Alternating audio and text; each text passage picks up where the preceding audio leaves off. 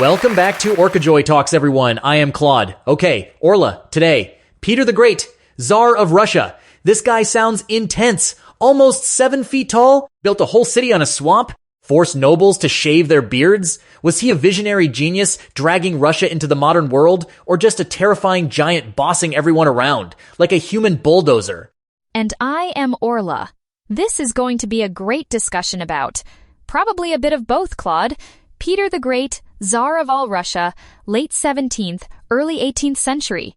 He inherited this vast, isolated, tradition-bound Russia that felt kind of stuck in the past compared to Western Europe. And he was like, nope, we are going European now, whether you like it or not. Wow. Just decided to change everything overnight?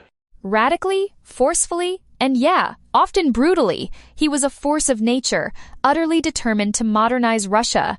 Kicking and screaming into modernity. He built a navy from scratch, beat the powerful Swedes, built St. Petersburg as his window on the West, but the stories about his methods, cutting off beards himself, pulling teeth, sounds less like governing, more like a wrestling match, or maybe a bar fight.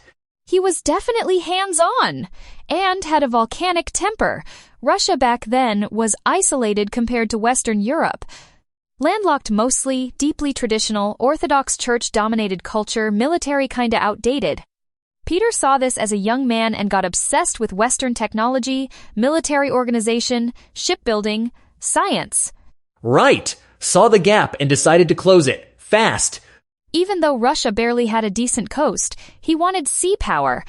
A Tsar obsessed with boats but no sea access? That is dedication. What really lit the fire under him? Was not there some crazy trip he took as a young Tsar? Like undercover boss, but international?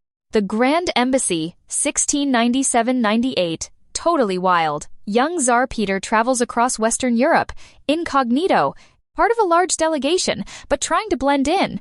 Though being nearly 7 feet tall probably made him the world's worst spy. Hard to miss. Incognito? Like, greetings, fellow peasants. Pay no attention to the giant Tsar in the slightly too small overalls. What did he do? Just tourist stuff? Palace tours? No way! He was there to learn. Hands-on, worked as a ship's carpenter in Holland and England, hammering away, learning shipbuilding from the ground up. Get out of here! A Tsar working as a carpenter! That is insane! Did people know who he was? Some did, eventually. But he studied cannons, navigation, fortifications, even anatomy, visited factories, museums, labs, pulled teeth from his own courtiers apparently, practicing dentistry, observed everything, and hired hundreds of Western experts, shipbuilders, engineers, officers to drag back to Russia.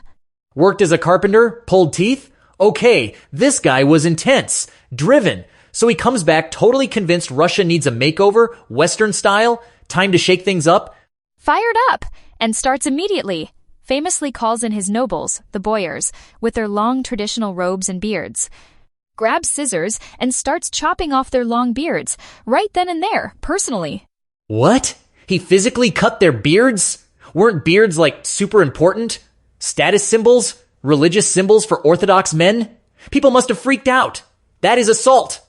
Total freakout, humiliation. But Peter saw beards as backward, symbols of old resistant Russia. Later slapped a beard tax on holdouts, pay up or shave. Forced everyone at court into Western-style clothes too. Short coats instead of long robes. Message: Old Russia is cancelled. Get with the European program. Modernize or else. Brutal. Talk about forced modernization, like a company forcing a new dress code with scissors. The ultimate corporate rebrand, enforced with shears. And this modernize or else vibe hit the military hard too? That was his main focus? Priority number 1, modern army, Western style, Prussian discipline, training, muskets, uniforms, and lifelong conscription for peasants. Dragged into the army for 25 years. Ouch. Plus, his baby, the Russian Navy, built from nothing, on rivers first, then the sea. Wow. Building a navy without a real coast yet. That is ambition. Imported experts sent Russians abroad to learn. Obsessed, he needed warm water ports. But why the Navy obsession? Still mostly landlocked. Where was he going to sail? He needed the Baltic Sea, access, trade, power, a window on the west, but Sweden owned the Baltic coast back then. Sweden was a major military power, led straight to the Great Northern War. 21 years against Sweden's young, brilliant, maybe reckless King Charles XII. 20 years against Sweden's rock star King Charles XII. Did Russia win easily, or was it a slog? Heck no. Got crushed early on at the Battle of Narva. Total humiliation. Peter's new army collapsed, but Peter never quits, learns from defeat, doubles down, melts church bells for cannons, reforms everything, builds more ships, learns, and finally, Poltava 1709, deep inside Russia. Poltava, the big one, the turning point. What happened? Charles XII, overconfident, invades Russia. Peter's reformed army uses scorched earth tactics, has superior numbers and artillery, crushes the Swedes. Charles barely escapes, flees to the Ottoman Empire. Sweden's power as a great nation, broken. Russia, the new dominant power in Northern Europe. Yes, huge victory. Persistence pays off. Take that, Sweden. Persistence pays off, and learning from failure. Victory. And now he can build his window on the west, his dream city. He'd already started, 1703. On swampy, marshy land recently captured from Sweden at the mouth of the Neva River. Begins building his dream city, St. Petersburg, named after his patron saint, on a swamp. Still fighting a war, crazy ambitious, utterly determined. A whole capital city. On a swamp? How? That sounds like a disaster waiting to happen. Floods?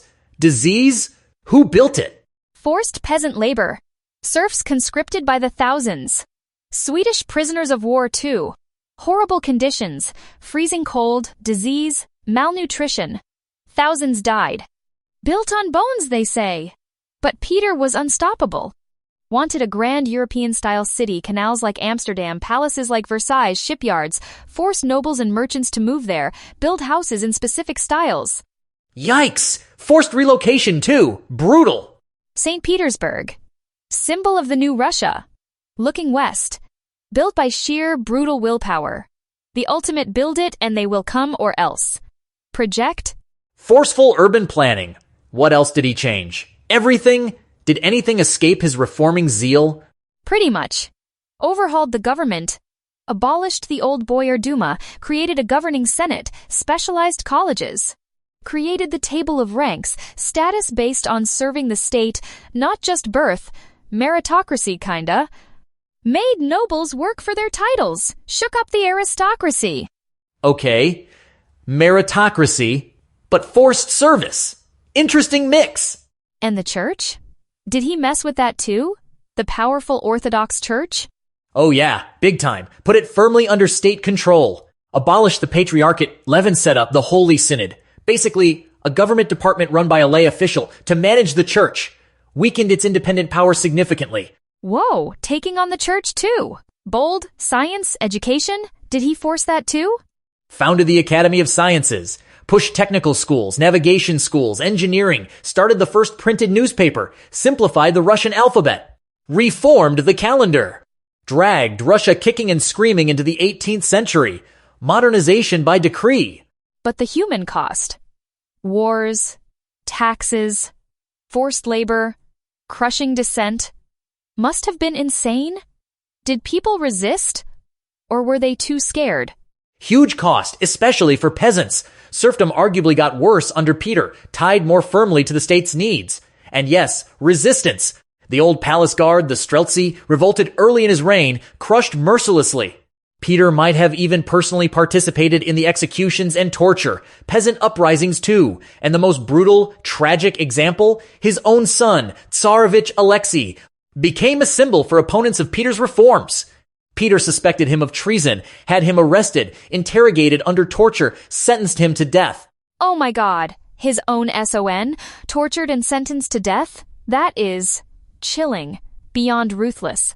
Alexei died in prison from the effects of torture before the sentence could be carried out. Shows how ruthless Peter was when he perceived a threat to his power and his vision for Russia. Utterly ruthless, energetic, brilliant, curious, hands-on, but also crude, impatient, autocratic, incredibly cruel. A total paradox, a whirlwind. Okay, Peter the Great's toolkit. 1. Learn by doing. Build the ship yourself. Peter got his hands dirty. Lesson: understand the real work. Participate. Learn firsthand. Do not just sit in the palace. Right. Get practical experience. Builds credibility and knowledge. Do it to know it. 2. Set huge goals. Be ruthless.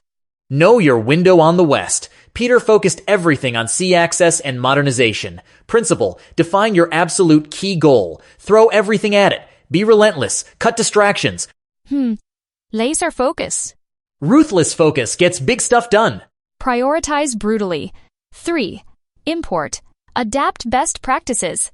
Steal like an artist. Peter hired experts, copied Western methods, adapted them for Russia. Lesson: learn from others. Benchmark. Adapt ideas to your situation. Do not be afraid to borrow. Exactly. No need to reinvent everything. Do not reinvent the wheel if you can borrow a better one. Import, adapt, improve. 4.